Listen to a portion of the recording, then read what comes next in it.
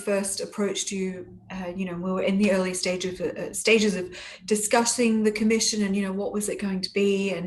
And you asked us to kind of share a bit of our sort of personal kind of, what are we listening to? What are we kind of thinking about? What are we connecting to? When you write for a commission, do you always kind of bring the musicians that the music is being written for? Do you always bring them into what you're writing, or is this a sort of different approach this time because of, I don't know, because of the sort of current kind of pandemic we're in, and because of the themes and things that we asked you to write about? Or do you always kind of think about who you're writing for and try and bring that into the composition?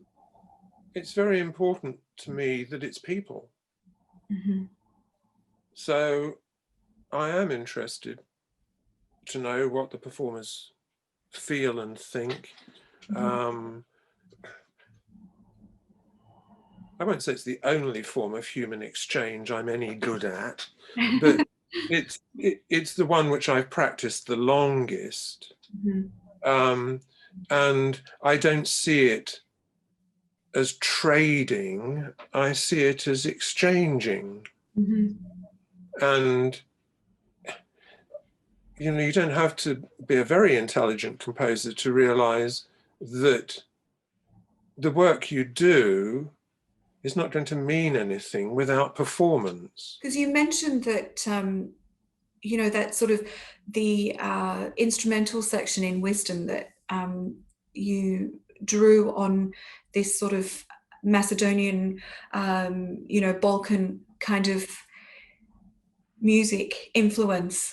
Do you think that sort of goes back to those times subconsciously, without, that this sort of came into the music because it's kind of really part of your inner sort of musical soul now? Actually, it wasn't anything to do with my musical soul. It was to do with yours, because if you remember, right at the start of this project, I asked you what music you were all listening to during lockdown. What all the texts at the beginning and at the ending do is they make the same journey. Mm-hmm. Somebody is abandoned or left behind or gets lost somehow, then they have that experience of isolation. Mm-hmm. And perhaps most importantly of all, at the very end, there's a hint about their various ways, because there are 8 different texts here. So they all have different ways of coping with the isolation and emerging from it. They're arranged in 3 groups. Yes. So the first text, and there's no break, of course. Mm-hmm. So the first part of the piece is the 3 first texts. Mm-hmm.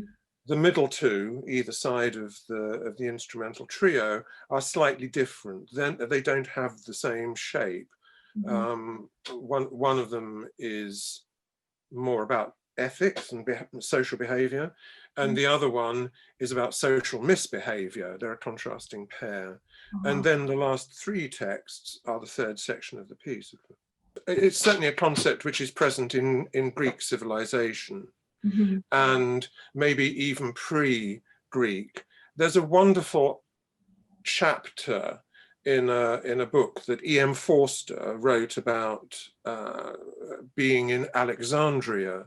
Mm-hmm. And it purports to be a kind of travel guide, but in actual fact, it's a very wise and funny account of the growth and development of philosophy and religion. And one of the things he talks about is Sophia, which is the word that they used at that time for wisdom. Uh-huh. And he outlines many things that I don't have the skill or the articulate, speech to say. Please read E.M. Forster's essays about Alexandria.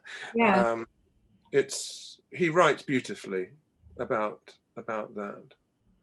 When I was in Australia for the first time, 1982, I found what amounted to a kind of dictionary of Aboriginal words, and actually following the lead of various Dreamtime stories where they refer to he and she, but they might be talking about a possum or a fish or a human being.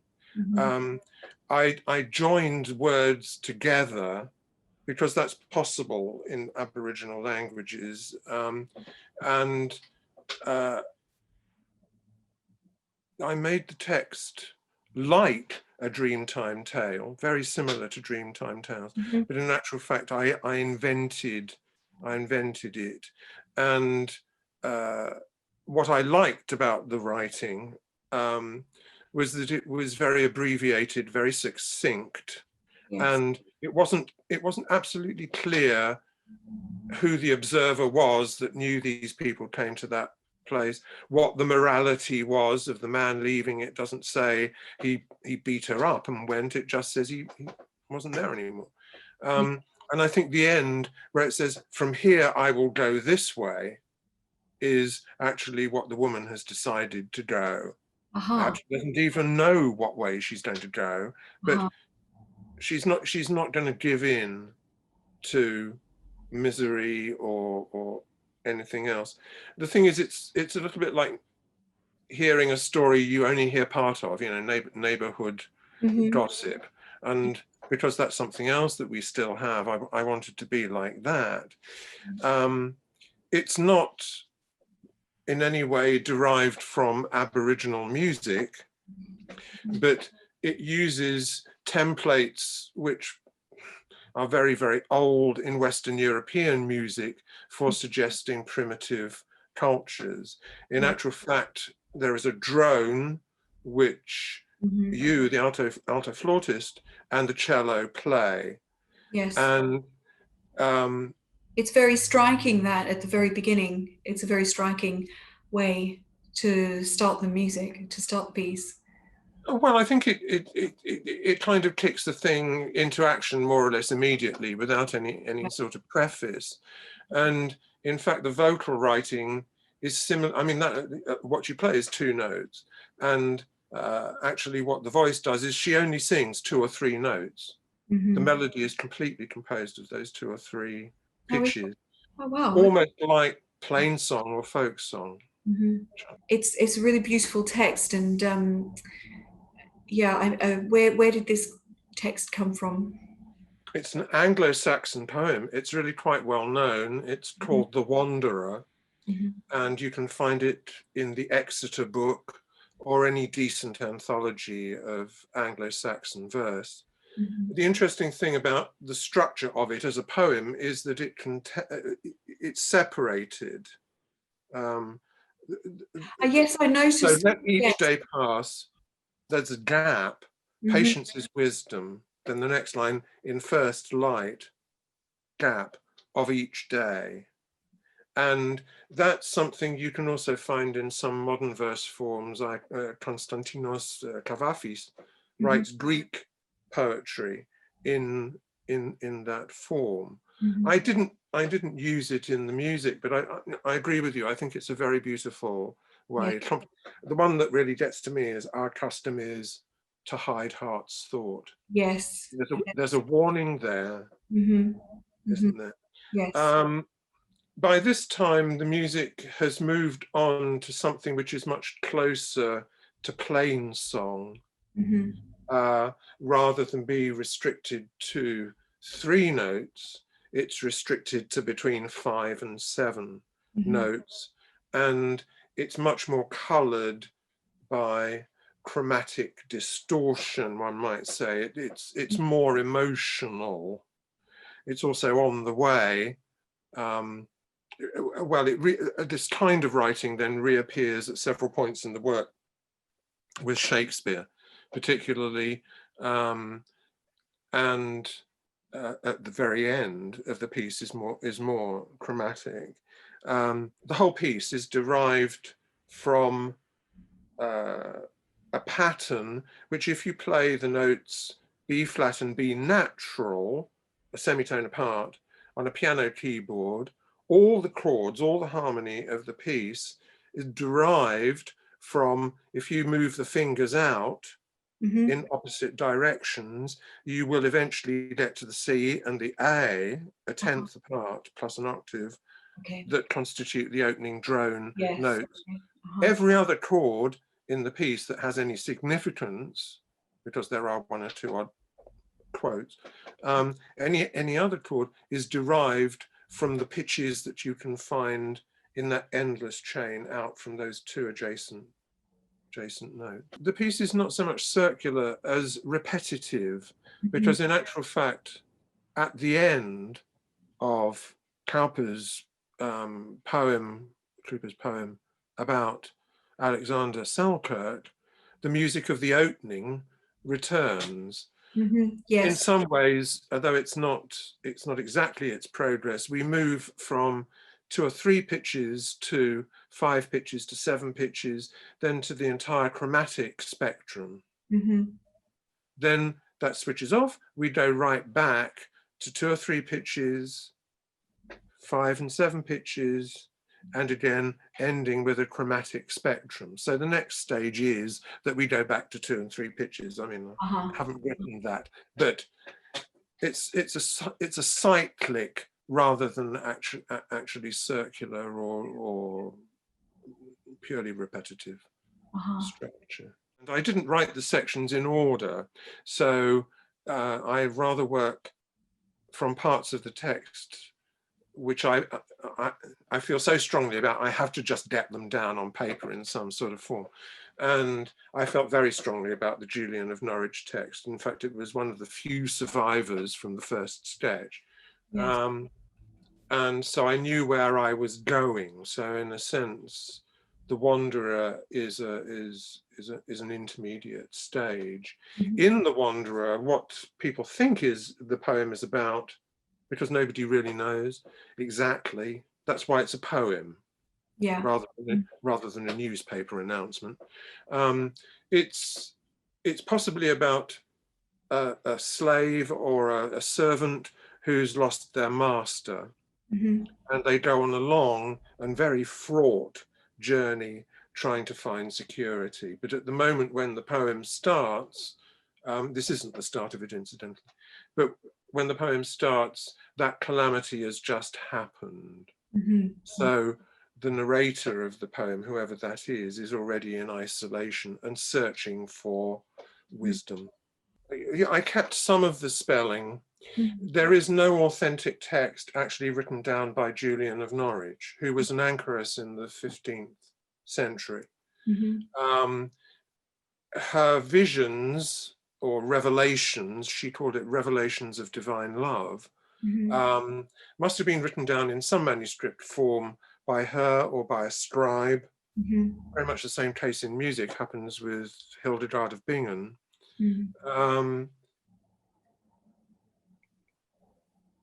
The text was published, I think, in the 17th century, 16th or 17th century. But what was astonishing to me was the very sentence you just read. My sight began to fail and it was dark about me. I felt my body begin to die. And in this, all pain was taken from me. And I was listening, as a lot of people were, I suspect, to what the signs of COVID were. Yes. And indeed, these are precisely the signs. Yes, yes. And here we are in the 15th century. Yeah. But the interesting thing again is that Julian was writing after a many years of plague. It's at the moment when Julian of Norwich is trying to describe her experiences, and she talks, well, I've got the text in front of me, I should be able to quote it, shouldn't I? We may not be safe till we be truly in peace and love, for that is our salvation. And at the moment the word salvation is uttered, we get Beethoven opus 111. Yeah. It would be interesting how many people clue into the differences, they're very subtle at the beginning, that there are between what Beethoven wrote and how it appears in this piece, because there is a level of distortion, which in composerly terms is what I term process. In other words, it's not raw, just leave Beethoven to it. Yeah. It actually has been recontextualized, and therefore something else has happened to it. Little accelerando written out rather than expressed in words. And lots of things. I mean, the same thing has happened actually to the Eastern European folk music. It's never used particularly literally. I've made a journey with it. It's my friend. We're then sharing a particular experience, and that shared experience is the process. Yeah. It's 15th century, just pre-Renaissance. Yeah, it's just pre-Renaissance, and it's Dante, very famous author, one of the first authors to write in the vulgar tongue rather than in Latin. Oh, really? Okay, I didn't realize that was considered the vulgar tongue. Well, the aristocracy and the rich people all used Latin for business, and they were probably as well.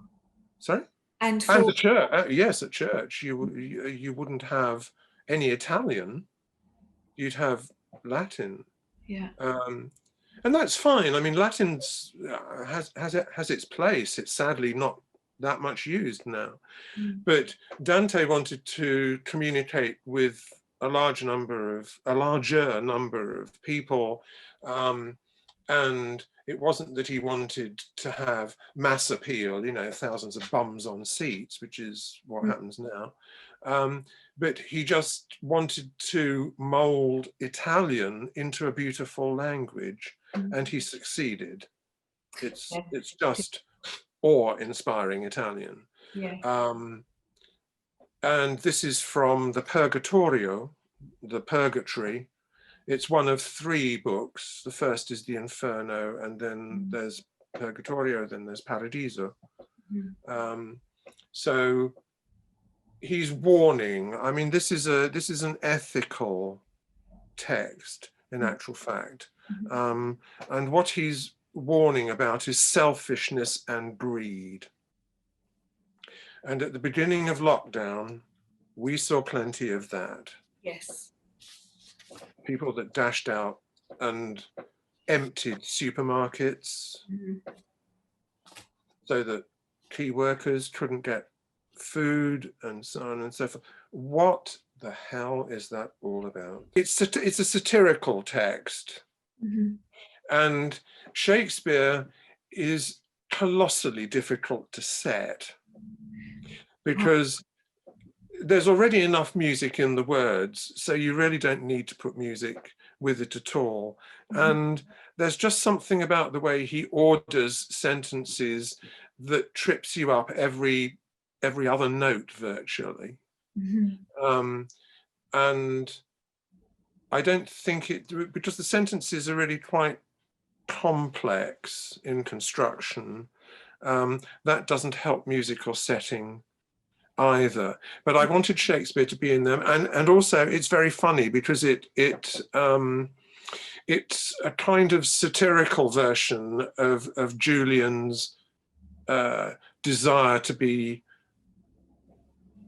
walled up as an anchorite, and here it's about a young lady that seeks solace or privacy in a cloister in order to avoid temptation. Obviously, she doesn't particularly, or maybe being flirted with makes her nervous, so she goes into confinement. And once there, she finds that doesn't suit her either, and she comes out of the cloister in order to become tempting to other people again. What he's doing is being satirical and theorizing about it. That, you know, these things happen. People go into something not really being able to see what the implications of that are. Yeah. And when they're there, they have to then fight their way out of it. And he takes love as that that theme. And as we all know, it's a difficult emotion to keep under control. Yes. So he writes beautifully. I mean, you know, Shakespeare is, God knows, one of our largest cultural assets. Yes. And it's a brilliant piece of poetry, but it was not easy to set. Yes. And I cheated. You cheated. It's William Cowper, who's a poet we don't read much these days. This was a favorite poem of Jane Austen's. Okay. Yeah. And it was Jane Austen who led me to the poem. In actual fact, Cowper is pretending. He's pretending to be Alexander Selkirk. And Alexander Selkirk was the model for Robinson Crusoe. Oh, okay. He was an adventurer, sailing person who sought a kind of isolation. He wanted, whether he was doing it as an experiment or what it was, I don't know. And I don't know what Cowper's source for this was, but he writes very brilliantly, I think, and it almost comes away from the Shakespeare very gracefully, because it's also partly quite funny. Yes. That there he is standing there, probably in full regalia, you know, and the beasts don't give a monkey's really about what he's doing, because they've never seen a human being before. Yes. So why would they be frightened of him? But he obviously thinks they should be. Yeah. So that's why he's shocked, and the end of it is rather charming too. He says the seafowl has flown to her nest, the beasts are asleep, there is mercy in every place. And then he says, I wonder how regretfully, actually, he says it, I must journey on alone. Because this vision of paradise, which we all imagine is going to be better than, you know, our own environment that we live in, there's this Arcadian dream, isn't there, of the ideal world and so on and so forth. But once you've experienced Arcadia, rather like the cloister for the young lady in Shakespeare's text, you know that actually it takes a certain kind of human being to be happy. Yes. For any length of time in those circumstances. So he must go, off he must go. I have wanted to set this text since I was a teenager. Oh, have you? When I first read it at school, it was part of the English course. We were studying English Romantic period writing. It's by Mary Shelley, and it is actually from the final chapter of her famous novel, Frankenstein. And this is the creature who has been assembled from body parts. And it's one of the saddest pieces of writing, most tragic pieces of writing I know. That through no particular fault of its own, except possibly mismatch of body parts, it has not succeeded in the way that Frankenstein, if he thought about it at all, thought it might succeed. He wanted it. The creature wants happiness and affection and love, and nobody can give it to him. I think the lines where it says, I hoped to meet with beings who would love me. Am I the same uncouth creature whose thoughts were filled with sublime visions of beauty? It's certainly a very beautiful text, despite being tragic at the same time. It's stunningly beautiful, I think. Stunningly beautiful writing.